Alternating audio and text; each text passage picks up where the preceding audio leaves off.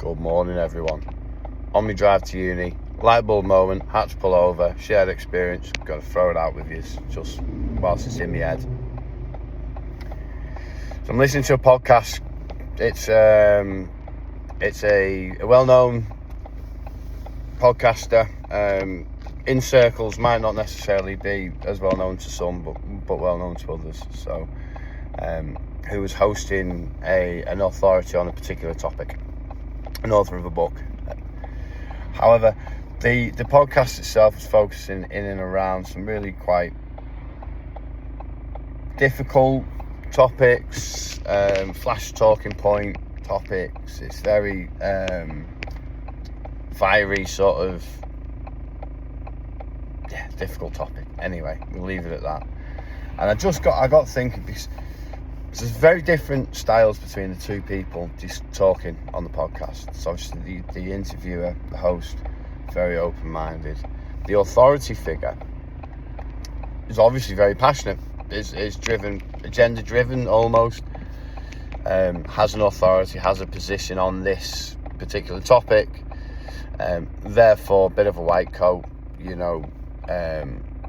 What I say is what I say, and I mean, delivered with facts, but delivered with opinion.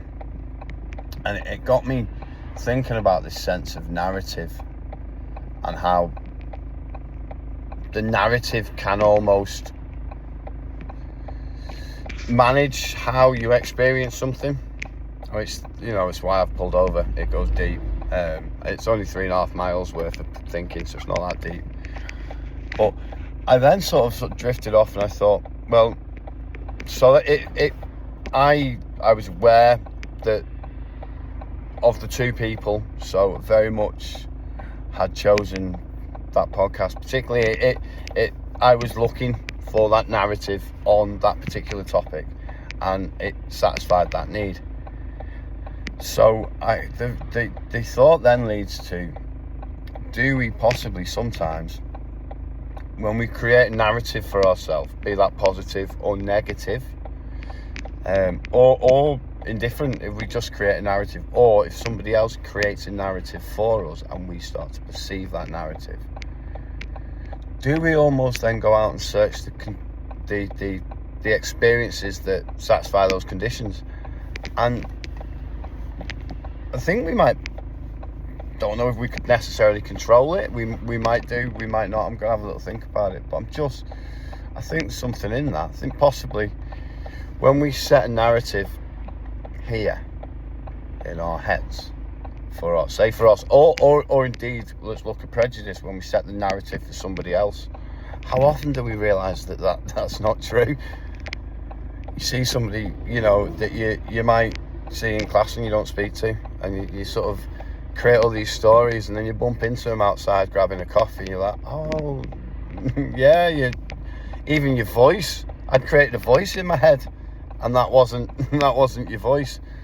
And we must do it for ourselves. I mean, let's dig at something negative. Really rubbish at playing football. Well, I am really rubbish at playing football, which means when football comes into the equation, put 20% worth of effort into it and leave 80% on the side of the pitch, because really rubbish. I mean, I'm not saying I could score more goals if I told myself that I was really good at football, and I couldn't name 5 Premier League managers, but that's my point. Do we sort of write our own narrative? And then if we do write our own narrative, do we look to fill those pages with content? Do we go out and look for it? And can changing that narrative, it's very like NLP, but can changing the narrative up here really change that trajectory in your life and thoughts and experiences? Just a thought. That's today's story. That's my narrative for today. I think too much. Appreciate you all.